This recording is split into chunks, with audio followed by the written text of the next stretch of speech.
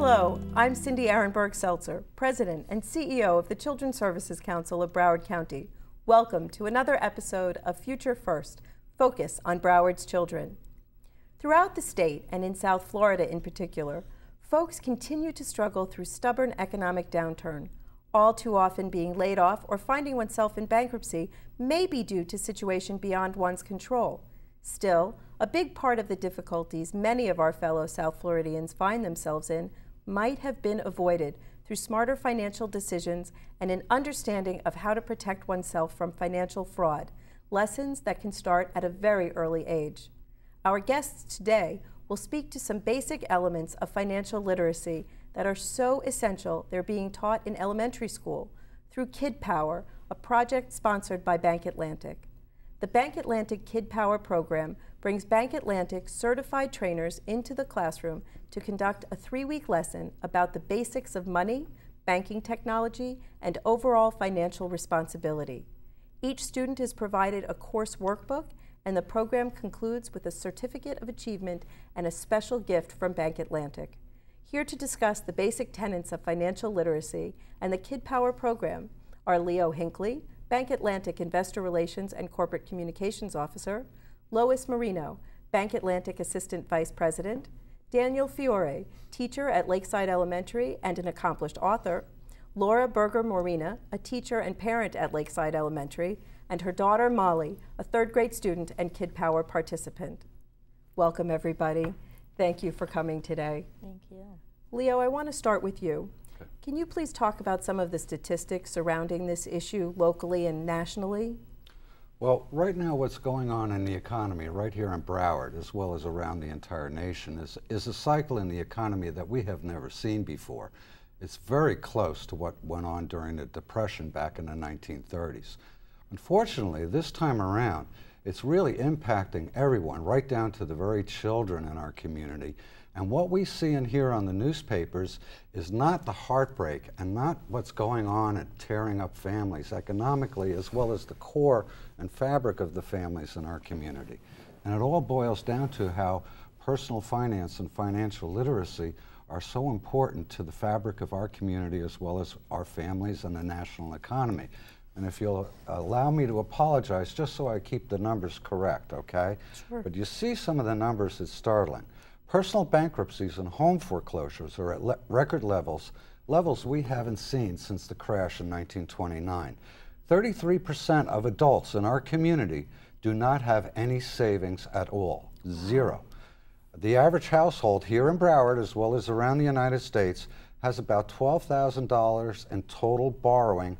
Most of that's on credit card, and they average 9 credit cards per family. Wow. Only 34% of families have taught their teenagers how to balance a checkbook. And even less than that have taught them about interest fees and fees on credit cards and how credit cards work. And 41% of U.S. adults rate themselves as a C, D, or F when it comes to financial literacy. So when you look at adults and families, it's not too bright right now. So you figure, let's look at the college side. Well, 84% of college students have credit cards, 4 or more. And the balances average is $3,200. However, half of them have balances up to $7,000. 40% of undergrads in college today make charges to these accounts knowing they have no means of paying the bill. And worse, university administrators are stating publicly that they lose more students because of credit card debt than academic failure. So it's not just the numbers statistically. We can all look at them and kind of glance at them, but if you look at just the school bus passing by, it's impacting so many of the kids just waiting for the bus to go to school today. And they're silent victims because it's impacting what goes on day to day in their houses. But there's really, really, really good news. If you look at all of the other reports and all of the other statistics, they're finding that if you take children at a young age and you teach them the basics of money, Money 101, money management, how to save, how to budget, statistically, they take these lifetime tools and carry them the rest of their life. They carry less debt, they have more savings, and financially, they're more healthier than those who do not, significantly healthier. And that's why teaching children at a young age the tools of financial management, so they manage their money versus having it manage them, is so critical. And that's where initiatives like Bank Atlantic's Kid Power, Broward County Schools, Children's Services Council, to go to our children, because it's the only way to break the shackles of poverty and take them out of a lifetime of debt.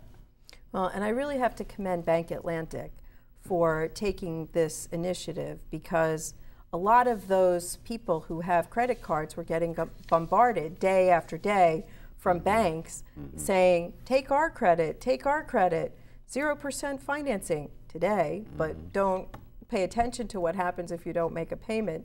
And I know Bank Atlantic is not like that, and I appreciate you stepping forward in this way to help teach the young people.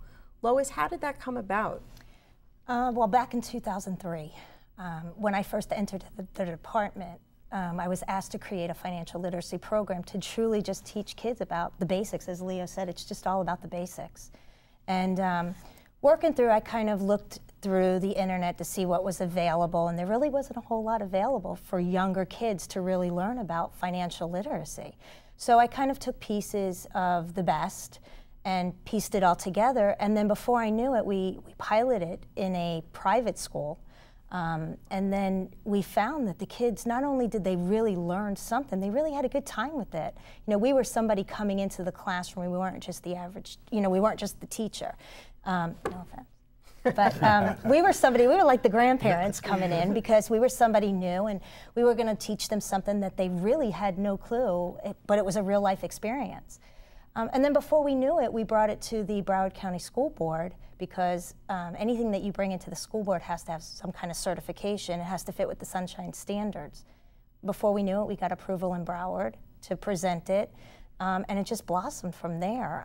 We went into several schools within Broward County, from Pembroke Pines all the way up to North Plantation. We just contacted our local partner schools, letting them know this was available. And once we let them know it was available, it was like wildflower. Everybody wanted to be part of it. So is it now in every elementary school? It's not in every. It's subject to the principal. And there are some principals that are very focused on FCAT and the basics of school. But there are a lot of the schools that are focused on the life skills, and they do want to bring those life skills into the classroom. We've educated since inception probably over 20,000 children since inception. We've been in about 50 schools, 50 elementary schools. And you know, it's funny because I hear the request all the time for high school. Why aren't we doing it in high school? But as Leo said, we have to get to them at a younger age.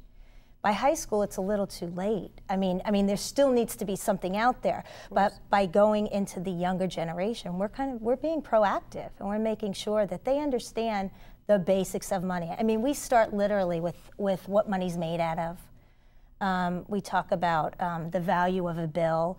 You know, it has different values. We also teach the kids, we don't just teach them about the number on the bill is what it's worth. We take a little history lesson in there and talk about the famous men on those bills and who they are. So and then from there we go into the importance of money and how it allows you to make choices. Because yes, the more money you have, the more choices you have, whether it's to save or spend. And you know, it's more of a relationship, I think, what we have with the kids, because we're there for 3 weeks. We go in once a week, and you know, we're building that relationship. And the first day we get there, we really tell the kids, we want them to tell us what they want to learn. What do they want to learn about money or banking? What do they know? What do they not know? Because kids hear a lot of things from their parents, especially nowadays. Yeah, with the economy the way it is.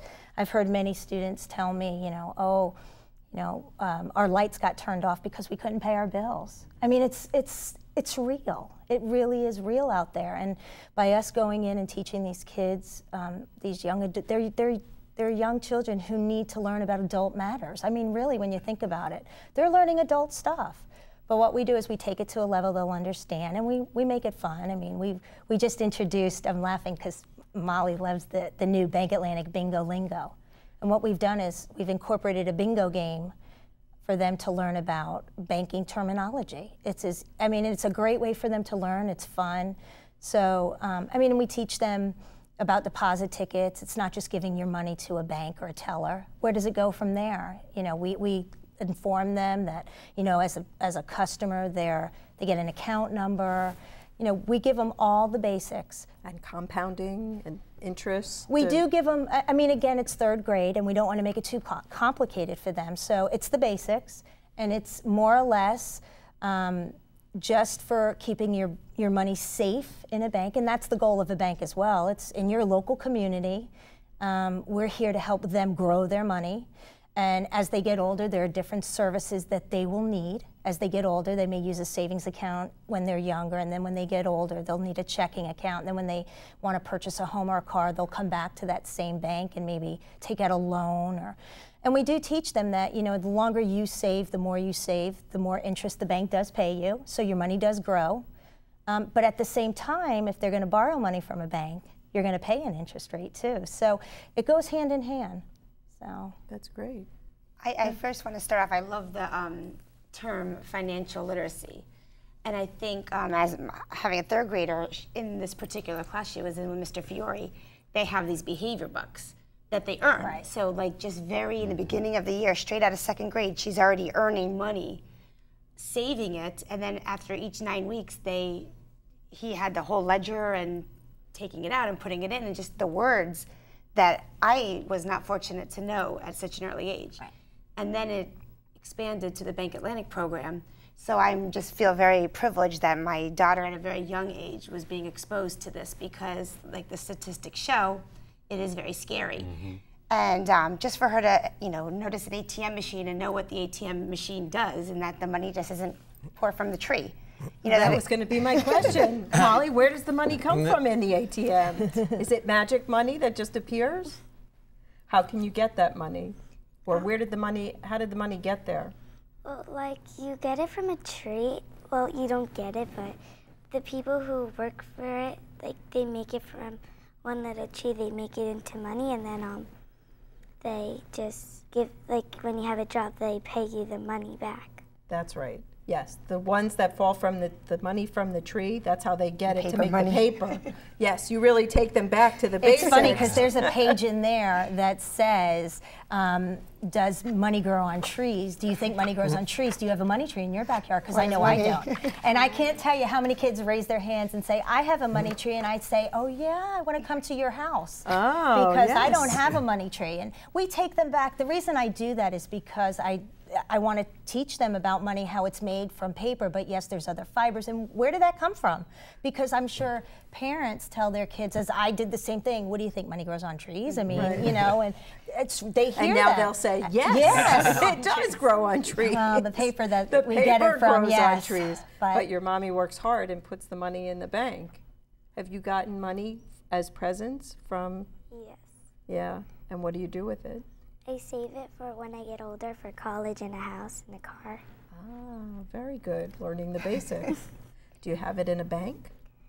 Yes. And it's getting interest?